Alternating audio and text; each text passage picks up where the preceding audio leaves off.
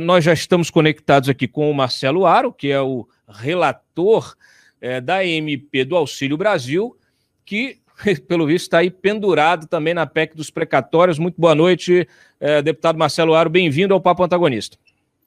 Boa noite, Cláudio, uma alegria estar falando com você e participando aí do Papo Antagonista, que, sem sombra de dúvidas, hoje é um dos canais mais importantes de informação política do nosso país, e me sinto honrado de participar aqui com vocês.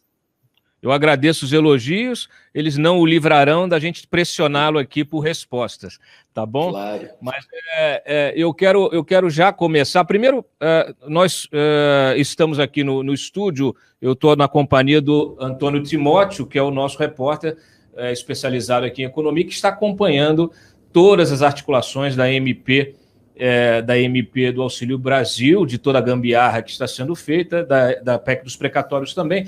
Eu já vou colocar a seguinte questão. Cadê o relatório? O senhor está esperando aprovar a PEC dos precatórios para poder entregar? O relatório está sendo finalizado, Cláudio, e a ideia é assim que o presidente Arthur Lira pautar a medida provisória, eu entrego o meu relatório. Tá certo. Bom, eu não posso deixar de perguntar o que o senhor está achando dessa novidade, né? Primeiro, da PEC está se tornando esse combo, né? E aí utilizarem isso para enfiar mais outras coisas. A gente já tem uma discussão complexa, difícil, toda a equação para a montagem do Auxílio Brasil, nós trouxemos os detalhes disso já na semana passada.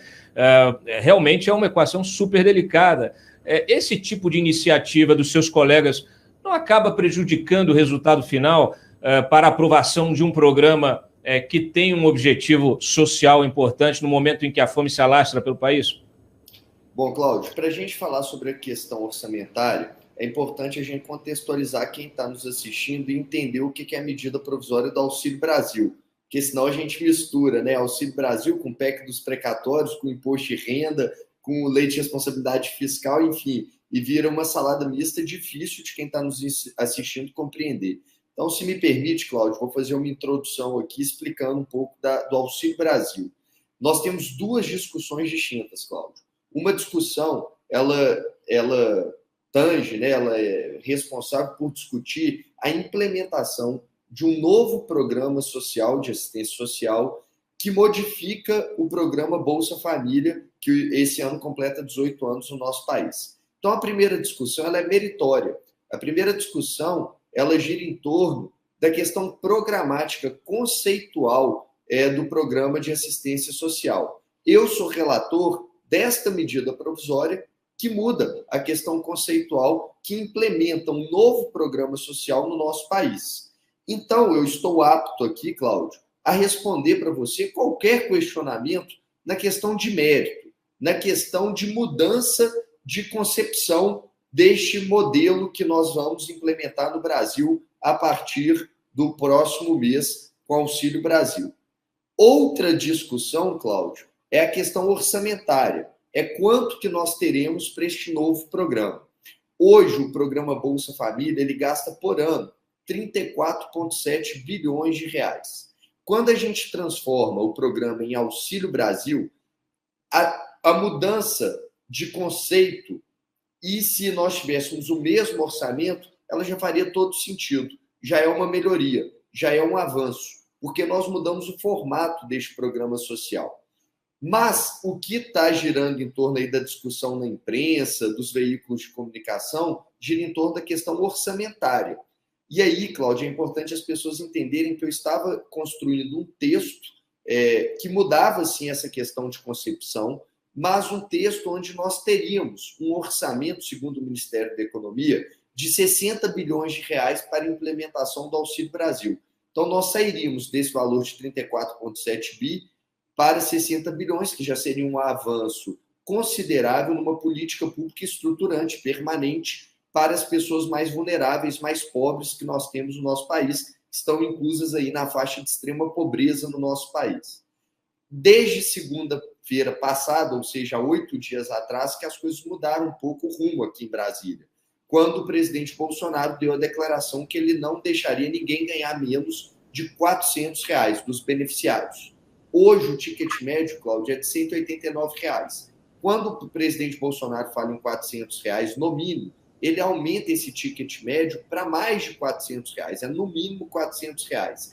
E aí ele traz para a discussão tão somente a questão orçamentária e deixa a discussão meritória de programa de assistência social de lado.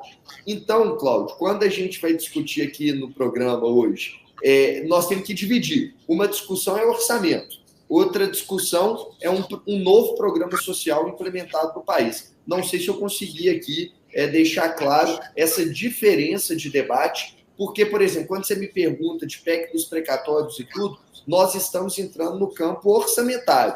Tudo bem, podemos entrar nesse campo, mas o meu relatório não tem número. Então, se não tem número, eu teria que discutir mérito do programa social. Eu compreendo perfeitamente, acho que os nossos espectadores também. Eu fiz uma pergunta, gostaria só da sua opinião em relação à PEC dos precatórios, porque, infelizmente, apesar de serem coisas diferentes, como o senhor frisou, elas estão conectadas, né? Ela não vive sem a outra, né? Se você não tem de onde tirar o dinheiro, se você tem um problema de espaço fiscal, você não consegue bancar o programa que tem o seu conteúdo social importante, né, e necessário nesse momento. Obviamente, quando você mistura a tentativa de abrir espaço fiscal com a questão de precatórios, que é muito mais complexa, a gente estava conversando ainda há pouco aqui com o Eduardo Gouveia, da Comissão Especial de Precatório da OAB, que deixou isso muito claro, né? Quantos interesses estão envolvidos nisso, e você ainda abre essa discussão e enfia mais coisas que não tem nada a ver, até por oportunismo político, e aí por isso que eu fiz a referência aqui aos seus colegas. Então, assim, acaba que tudo está conectado, né? A gente citei o ministro na semana passada dizendo que vai furar teto para poder bancar o Auxílio Brasil, para poder abraçar o social.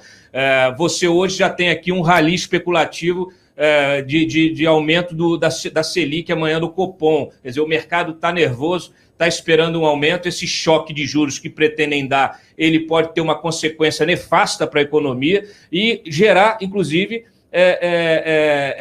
uma paralisação da produção, uma paralisação da geração de empregos no momento que você precisa produzir, precisa aumentar. Você aumenta o crédito, se você aumenta os juros, então você dificulta a geração de emprego, dificulta o empreendedorismo, dificulta essa recuperação tão necessária nesse pós-pandemia, e aí você vai de novo no mesmo problema, quer dizer, você vai ter mais desemprego, mais fome. Então, só aqui, sintetizando, eu vou passar a palavra aqui para o Antônio Timóteo, porque ele está bem... Posso responder o que você me perguntou, né, o que eu acho disso? Né, sobre... eu gostaria. Exato. Bom, Cláudio, vamos lá. Eu já me posicionei em relação à questão do extrateto. Como eu estava dizendo, por isso que eu tinha que fazer a introdução. Nós estávamos trabalhando até então, até segunda passada, com um orçamento de 60 bilhões de reais. O Ministério da Economia tinha combinado comigo que o Auxílio Brasil teria um orçamento de 60 bilhões e que eles me mandariam os números com a proposta de quanto, né, de maneira específica para cada programa, como que iria fazer. E eu ainda combinei o seguinte: olha, eu vou talvez alterar alguns valores, mas eu deixo tudo dentro dos 60 bilhões para a gente não extrapolar o que vocês estão determinando, que é o valor que nós temos. Nós sairíamos de 0,5% do PIB para essa camada mais vulnerável para 1% do PIB, quase 1% do PIB, o que seria já um grande passo no que tange a política de assistência social. Desde segunda, quando o Bolsonaro decide colocar em R$ 400, ele passa esse programa para 85 bilhões de reais. Quando ele fala ninguém vai receber menos de R$ 400, ele está querendo falar o seguinte: olha, o programa, então, para o governo pagar, a conta não fica menor do que 85 bilhões de reais, sendo que hoje tem 35 bi. Então, Cláudio, só você falar o seguinte: quando você fala assim, não, mas não tem como fazer um programa social sem orçamento. Não, o orçamento já tem os 35 bi do Bolsa Família. Então, se a gente simplesmente aprovar minha medida provisória sem falar um centavo de aumento, por si só já justifica, porque nós estamos mudando a concepção, tá? Então, justifica sim. Tem uma mudança programática conceitual do programa social. Agora, quando o Bolsonaro decide que vai aumentar para 400, ele aumenta o pote para 85 bi. E aí, na terça-feira, minha pergunta para o Ministério da Economia, que caiu, né, os técnicos do Ministério, o primeiro escalão, o segundo escalão todo, eu perguntei, mas como que vai pagar esses 85 bi?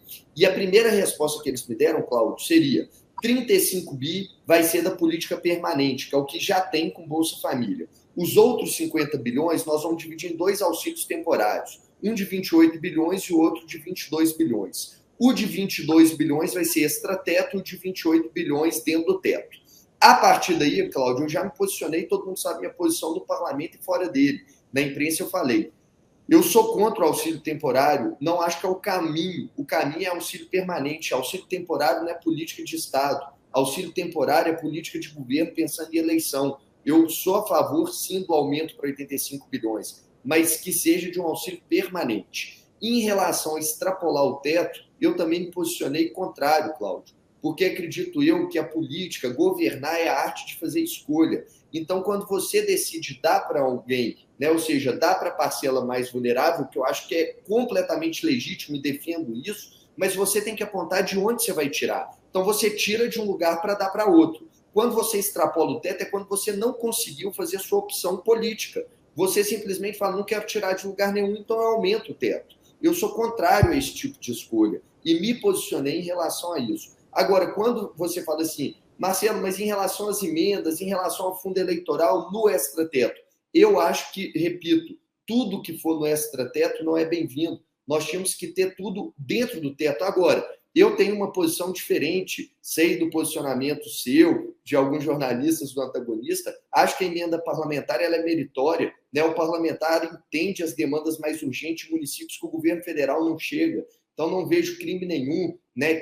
Não vejo ilegitimidade em investimento de emenda parlamentar. No que tange a fundo eleitoral, também sei que política, democracia, ela custa em qualquer lugar do mundo. Então, como você não tem um financiamento privado, você só tem um público, nós temos sim que pensar em um orçamento que seja viável, para que não tenha caixa 2, para que não tenha outro crime subsequente. Então, quando joga, mas isso no extrateto. Não, no extrateto eu não acho que é legal, não. Mas eu acho que é legal essa discussão dentro do teto. Essa discussão de achamos que temos que dar mais para cá, de onde vamos tirar. Essa posição eu sempre coloquei desde o ano passado. O que o senhor acha de tirar da mamata para dar para o miserável? Por exemplo. Qual mamata, Cláudio? Da mamata. Mamata é fácil responder. Eu sou jornalista, assim como você. Sou advogado, mas também sou jornalista. Minha primeira mamata, eu acho que a pergunta, eu não acho que ninguém responderia a sua pergunta com a negativa. O que você acha de tirar da mamata para quem dá mais para quem precisa? Obviamente, todos vão responder. Acho que tem que tirar da mamata. Qual mamata? Beleza. Levantei a bola para você cortar. Quando eu falo de mamata, eu estou falando de benesse, eu estou falando de emenda de relator, de orçamento secreto. Relator não é mamata. Você está errado. Não. Emenda de relator não é mamata. Peraí. Não, peraí. Vou fazer igual o Ciro Gomes. Pera lá. Quando eu falo que é mamata por quê? Porque esse dinheiro, e a gente já mostrou aqui em inúmeras reportagens da Cruzoé, do antagonista, infelizmente esse dinheiro, que em tese é para ir para uma obra, para comprar um equipamento no município, etc., ele nunca chega no lugar, né? Ele acaba ficando pelo caminho. E a gente também descobriu, e a Polícia Federal está investigando, que tem um mercadão de emendas no Congresso. Mas não quero perder meu tempo com essa discussão, não, porque eu já vi que o seu posicionamento é o mesmo que o meu. Se é a favor de se privilegiar diante da circunstância e da necessidade algumas coisas. Então, assim, eu acho que não há sentido, né? E aí eu lhe coloco, pelo visto, não há muito sentido em você querer forçar a barra, né, nessa questão do teto, e aí criar um risco fiscal que está gerando toda essa problemática aí, tentando embutir, aumentar fundo eleitoral, pelo amor de Deus, né? Aumentar essas emendas, ainda que seja importante. Nós chegamos naquela situação em que é preciso escolher. Se você tem uma limitação de gasto, né, você precisa entender qual é a urgência. Qual é a urgência? Tem gente morrendo de fome, né? Então, acho que está muito clara a urgência. Deixa eu passar aqui para o Antônio Timóteo, que ele quer te fazer umas perguntas mais técnicas, por favor. Boa noite, deputado. Tudo bem com o senhor? Boa noite, eu queria conversar com o senhor especificamente sobre a MP do Auxílio Brasil. O governo criou ali no arcabouço do novo programa social 9 benefícios agregados ali e auxílios. O senhor pretende manter essa estrutura? O senhor, quando estava conversando com o governo, tinha a expectativa de ter um orçamento de 60 bilhões e já trazer algum valor específico para cada benefício ou não? Deixaria que o governo regulamentaria isso? Então vamos lá, resumindo. O senhor mantém os 9 benefícios ou pretende criar alguma coisa de novo? A minha ideia agora é manter os 9 benefícios e eu estou fugindo, no bom sentido, da discussão de números.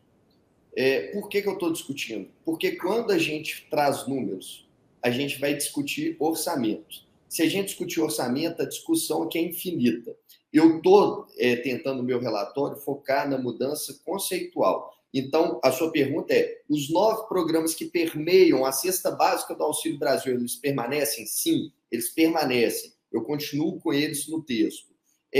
Em relação a valores, se eu vou trazer ou não, eu dependo de conversas que eu vou ter com o Ministério da Economia e o Ministério da Cidadania. O meu posicionamento é, se o governo quiser trazer para a nossa medida provisória valores de política permanente, eu topo toda hora, é o que eu acredito. Eu, de fato, defendo esse programa, eu já te falei isso, eu acredito que é uma evolução no nosso país, esse programa de assistência social. Nós estamos tampando lacunas, buracos existentes no programa Bolsa Família. No Brasil virou pecado falar mal do Bolsa Família ou falar que o Bolsa Família tem falhas, mas tem, e nós temos que ter coragem de falar que tem falhas, e o Auxílio Brasil aperfeiçoa essas falhas, melhora esse programa de assistência social, e eu acredito que se o Ministério da Economia conseguir trazer uma solução saudável, com responsabilidade fiscal e social, eu não tenho problema nenhum de trazer para um debate dentro da questão meritória, dentro da questão conceitual. Mas se o governo não for capaz de dar uma solução saudável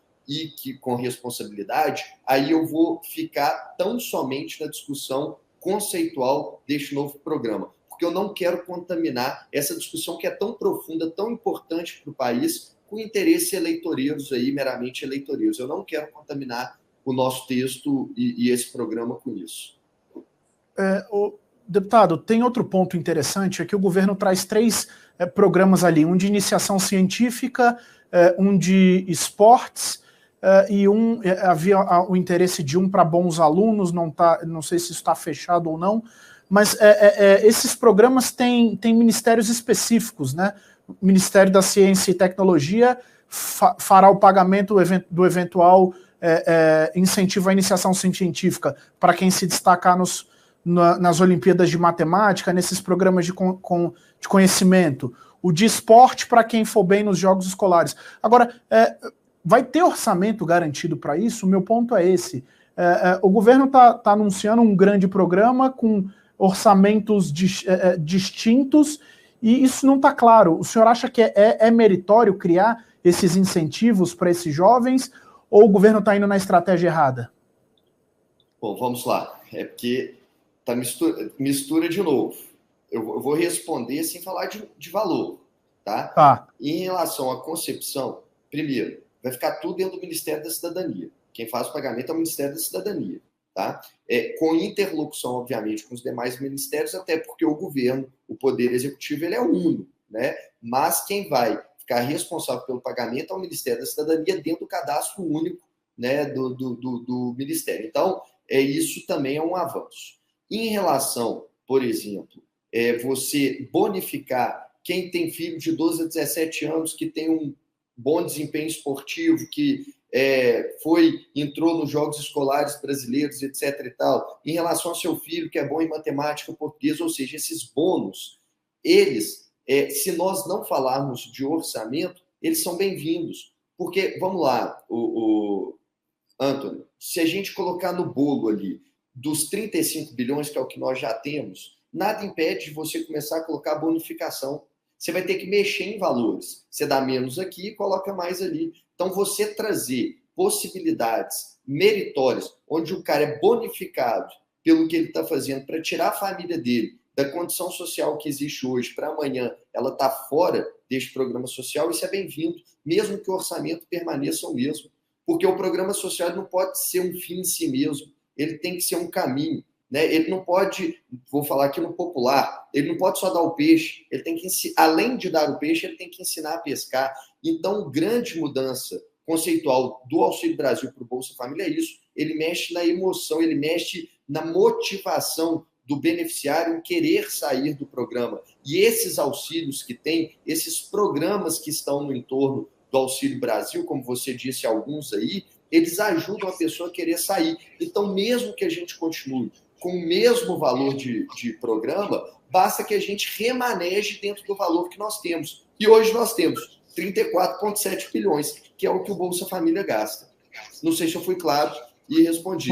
Mas, assim, cara, é claro que eu queria falar de valor, é claro que eu queria que o combinado com o governo estivesse sendo cumprido agora. De novo, o governo falha na interlocução com o parlamento, na interlocução com o relator.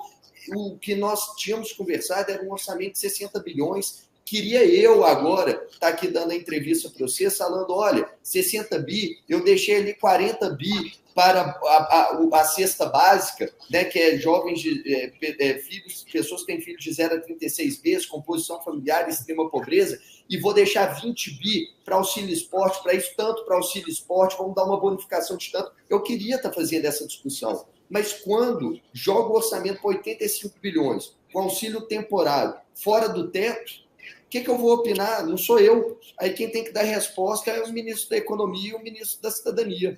E o presidente da República. O senhor mencionou aqui no começo da entrevista que a política é arte de escolhas. Você acha que a discussão está contaminada desde o início? Quer dizer, o Ministério da Economia, o próprio Ministério da Cidadania levaram algumas alternativas ao presidente Bolsonaro para focalizar os gastos hoje sociais do governo. A gente tem despesas como o abono salarial, que é pago a trabalhadores que recebem até 2 salários mínimos de carteira assinada, eles ganham mais um salário mínimo como se fosse um 14º ou um 15º salário, não é? E só o gasto com o abono salarial chega a quase 30 bilhões. Especialistas em políticas sociais dizem que esse recurso deveria ser focalizado nos trabalhadores, nas pessoas que estão em situação de extrema pobreza e na linha de pobreza. O senhor avalia que esse dinheiro poderia ser usado dessa maneira ou não? O senhor é favorável à manutenção do abono salarial como ele é hoje?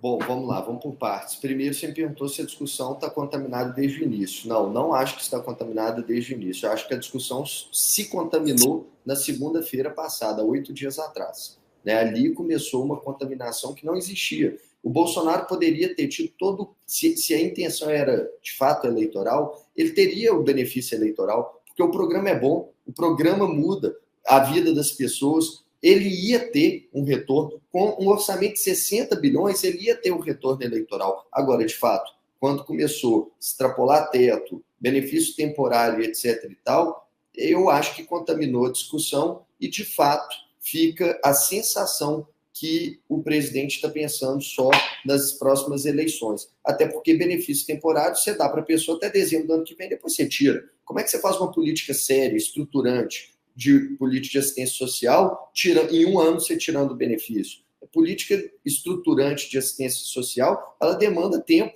é de médio e longo prazo. Você não faz nada em um ano, né? Você não muda a vida da pessoa em só um ano. Pode mudar em um ano de alguns, mas não da maioria dos beneficiários. Então, acredito eu que essa discussão não está contaminada desde o início, ela se contaminou desde segunda passada. Em relação, desculpa, a outra pergunta eu me perdi aqui, eu esqueci que você perguntou. Salarial. Especialistas diziam que o governo deveria focalizar hoje os gastos assistenciais nas pessoas que estão em situação de pobreza. Eu estou fazendo esse debate, assim, primeiro é difícil achar esses especialistas para, de fato, apontarem onde estão o erro, sabe? Está focando, o Auxílio Brasil foca na parcela mais vulnerável, é para extrema pobreza e pobreza. A cesta básica do kit é família que tem criança de 0 a 36 meses. Nós não temos que focar na primeira infância? A cada R$1 investido na primeira infância, a gente economiza R$7 do governo durante a vida daquela pessoa. E em composição familiar, e em pessoa que extrema pobreza. Ou seja, quem fala que está desviando o foco daquele que mais precisa, não conhece o texto, não estudou o texto. Né? Eu fico tentando achar esses especialistas, muita entrevista tem me perguntado, mas os especialistas, quais especialistas? Aponta onde que está tirando? Pelo contrário, está mexendo é com o incentivo da pessoa, está mexendo é com o brilho no olho da pessoa dela poder mudar o seu status social. Deputado, a MP já sofreu quantas emendas? Mais 460, é isso?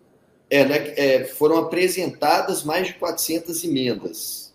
Desse conjunto de emendas, o senhor já tem ideia mais ou menos do que será absorvido no texto e quais são? Claro, Cláudio, eu posso te adiantar algumas. Minha intenção é mudar a linha de extrema pobreza e pobreza no país. Hoje, extrema pobreza é R$ 89,00 per capita, né? Ou seja, a pessoa que recebe até, no máximo, R$ 89,00. Só para quem está nos assistindo ter ideia, gente, 89 dividido 30 dias no mês, mais ou menos, dá menos de R$ 3,00. É quem tem menos de R$ 3,00 para viver. Então, quando a gente fala de extrema pobreza, nós estamos falando de gente que não tem dinheiro para levar comida para casa. Eu vou reajustar esse número aí de 89 para R$ 105,00. E de pobreza, se eu não me engano, hoje está 178, nós estamos reajustando para R$ 210. Estou zerando a fila, é outra mudança, né? Nós vamos zerar a fila. Hoje são 14,7 milhões de beneficiários. Pelos cálculos do Ministério da Economia, zerando a fila, nós vamos para 17 milhões de beneficiários, mas é uma inovação do texto que eu estou concluindo. Eu estou tirando o limite de 5 pessoas por família, né, de composição familiar. Eles colocavam o máximo de 5 pessoas por família. Eu estou tirando esse limite, não acho que é justo botar limite de 5 pessoas por família. Enfim, tem algumas alterações aí, sim, vindo no texto, alterações, inclusive, que mudam, sim, o formato do programa social, mas posso antecipar que são mudanças benéficas, mudanças que vão melhorar um texto que já é bom. O texto é bom, Cláudio. O texto do Auxílio Brasil que o governo fez é bom. Por isso que eu estou falando que o Bolsonaro teria o crédito eleitoral e eu seria o primeiro a falar assim, presidente, parabéns. O senhor mudou, o senhor melhorou o programa Bolsa Família. Está aqui, ó, um programa legal, programa permanente, mudança estrutural. Eu seria o primeiro a elogiar como eu estava elogiando. Eu acho que ele se perdeu quando quis aí jogar para a plateia e fazer esse discurso que foi feito. Ali eu acho que realmente houve um erro. Deixa eu tirar uma dúvida técnica. Eu vi no documento, quando ele foi enviado lá, no orçamento, inclusive, a previsão de 14,5 milhões de famílias e não 17. Aí o ministro fala muito em 17, vocês falam em 17. Onde essa diferença onde está? É porque, não, de fato... Hoje o número de beneficiários é 14,7. Então, quantos brasileiros recebem o Bolsa Família hoje? 14,7 milhões de famílias recebem. Quando a gente zera a fila, esse número, a projeção do Ministério da Economia, com o reajuste que eu vou fazer de linha de extrema pobreza, nós iríamos para 17 milhões de famílias. Isso não está escrito. Eu não escrevo lá 17 milhões, eu escrevo que não vai ter mais fila. Essa projeção... Essa projeção é do Ministério da Economia. Ela não... Perfeito, eu entendi. É uma projeção do Ministério da Economia. Quando o senhor fala dessa mudança da linha de extrema pobreza, isso é em relação só ao pagamento ou do entendimento do que é extrema pobreza? A tendência é aumentar a linha e ter um maior contingente de miseráveis dentro dessa... Porque, obviamente, se você sobe a linha, é igual o PT lá atrás fez com classe média, né? Mexeu na linha e ajudou, colocou uma opção de gente na classe média numa canetada. O que vocês vão fazer mais ou menos nessa linha? Não é não, Cláudio. A narrativa e do jeito que a gente explica faz toda a diferença. 89, eu estou mexendo de R$ 89,00 a linha de extrema pobreza para 105. Não uma simples canetada e, de repente, eu estou aumentando o balaio de extremamente pobres no Brasil. R$ 89,00 era considerado extremamente pobre no Brasil em 2018. Perfeito. A inflação veio.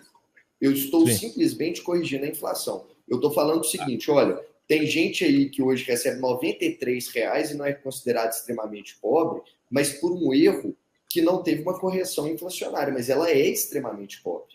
Então, quando eu jogo para R$ 105,00, eu estou jogando, de novo, 105 dividido 30 dias. eu estou falando de um pouco mais de R$3, né? Não sou bom aqui de matemática, mas um pouco mais de R$3 por dia para a pessoa viver. Então, eu não estou, Cláudio. E aí, eu, assim como você, eu já disse aqui, eu sou jornalista. Não é, numa canetada vocês estão aumentando o extremo pobreza. Não é. Nós estamos fazendo um reajuste para, de fato, deixar essas pessoas que hoje são inelegíveis, elegíveis para receber o benefício. A linha de pobreza vai a 210? Desculpa, picou. Você estava fora do... Perdão. A linha de pobreza vai a 210, é isso? 105 de extrema pobreza e de pobreza 210. Isso. Reajuste inflacionário, tá? Não tirei do nada, não. Fiz um reajuste inflacionário. Para mim. Isso, inclusive, a gente vem até discutindo aqui, conversando diariamente aqui, sobre o poder de compra também desses R$400, né? Porque você tem aí, do jeito que está o ritmo, você chega a fazer alguma projeção do quanto isso representa, que você tinha. Se a gente colocar em dólar, você já rapidamente já teve aí uma perda significativa. Mas em termos de poder de compra ali dessas famílias com esse auxílio aí, será que dá conta? Cláudio, eu tenho uma preocupação muito grande aí, mais uma vez, não vou nem falar dos 400, porque os 400 eu entro na discussão orçamentária, mas eu estou pensando muito, estou analisando, estou discutindo com técnicos, com pessoas que entendem sobre o assunto, sobre a questão da gente fazer um reajuste inflacionário anual do programa, ou seja, para não perder o poder de compra que você está falando. Então, ou seja, nós estamos discutindo aí a questão conceitual mesmo, cabe na questão meritória. Eu tenho um pouco de dúvida, sabe, Cláudio? Eu acho que tem vários pontos positivos de colocar a correção pela inflação, porque, de fato, seria o justo para aquela pessoa não perder o poder de compra dela, e nós estamos falando da camada que mais sente a inflação, né? Porque se pegar de julho do ano passado para agosto desse ano, o óleo de soja subiu 84%, a carne subiu 34%, a energia elétrica subiu 20%, o botijão de gás subiu, ou seja, esse povo sente a inflação muito mais do que qualquer outra classe social no nosso país. Então, seria justo. O problema de ajustar pela inflação é você indexar o orçamento. E aí entra numa discussão muito mais ampla de tudo no orçamento ser indexado e você tirar o poder do governo, seja qual governo for, de tomar as decisões discricionárias de onde investir e de onde não investir em determinado ano, levando as necessidades do país, né, em consideração. Então, eu tenho a opção de indexar, eu tenho a opção de não indexar e eu tenho a opção de chegar no meio termo. Qual que seria esse meio termo? De colocar ali que a cada 2 anos teria que ser feito uma reunião de um conselho para deliberar sobre o reajuste ou não inflacionário do programa. Então, enfim, eu ainda não tomei essa decisão. É um dos poucos pontos no mérito que eu ainda não cheguei à conclusão. Perfeito. Obrigado pela tua participação aqui no Papo Antagonista. O programa, obviamente, fica aberto para futuras colaborações e a gente fica no aguardo aí do seu relatório, deputado Marcelo Aro. Ô, Cláudio, eu agradeço mais uma vez esse espaço. Quero terminar do jeito que eu comecei, parabenizando a vocês pelo jornalismo que fazem. Tenho contato direto com jornalistas aí do Antagonista e quando eu os elogio, não é para afrouxar, até porque vocês não são de afrouxar e não afrouxam para ninguém, mas de fato fazendo aqui esse reconhecimento. Eu acho que jornalismo é isso, e eu, como jornalista, não poderia pensar diferente. Nós podemos divergir de opiniões como divergimos em muita coisa, viu, Cláudio? Tem muita coisa que eu leio no Antagonista que eu falo, gente, não faz cabimento nenhum, eles estão jogando para a plateia. Mas o bom debate é esse, é a gente poder falar, a gente colocar a nossa posição, né? E quando a gente é bem intencionado... Não, você está falando, agora eu quero números. Vou mandar. Mas brincadeiras à parte, eu acho que divergir faz parte, mas mais uma vez eu falo o seguinte, é impossível hoje, com esse mundo polarizado da política brasileira, a gente não divergir, né, Cláudio? Vai ter hora que a gente vai divergir, como divergimos aqui em alguns pontos aqui nessa entrevista, mas quando a gente está bem intencionado, e eu sei que vocês são bem intencionados, e tenho convicção também que sou bem intencionado, e a gente discute, essa é a discussão boa, essa é a discussão que o país ganha. E quero, Cláudio, se me permite aqui, deixar em aberto para quem quiser me seguir nas redes sociais. Você me permite fazer essa divulgação? Então, olha, quem quiser me seguir nas redes sociais, continuar esse debate, mandar sua sugestão, sua crítica, falar, Marcelo, isso aqui vocês estão errando, pensa assim, pensa assado. Nesse bom debate, eu estou à disposição. Minhas redes é @Marcelo Aro, Twitter, Instagram, Facebook. É meu nome, Marcelo Aro. Me segue lá, vamos conversar. Obrigado mais uma vez, Cláudio. Parabéns pelo trabalho, estou sempre à disposição. Olha, eu não sei se você fez bem, porque agora você vai ter a turma do chat aqui, que é uma turma braba, te seguindo. Mas eu sou a favor do debate, eu cobro o debate todo dia, especialmente do presidente atual da Câmara, que instituiu um regime monárquico, né, que oblitera o debate, que atropela e que engana. Então, assim, a minha opinião pessoal, eu aposto e defendo o debate e eu espero que vozes que também o defendam se ergam contra gestões que tendem a tentar silenciá-los. Muito obrigado mais uma vez aqui pela participação. Obrigado, Cláudio. Até mais. Muito bem. Antônio Timóteo, obrigado pela participação também. A gente se fala. Até mais, Cláudio. Obrigado.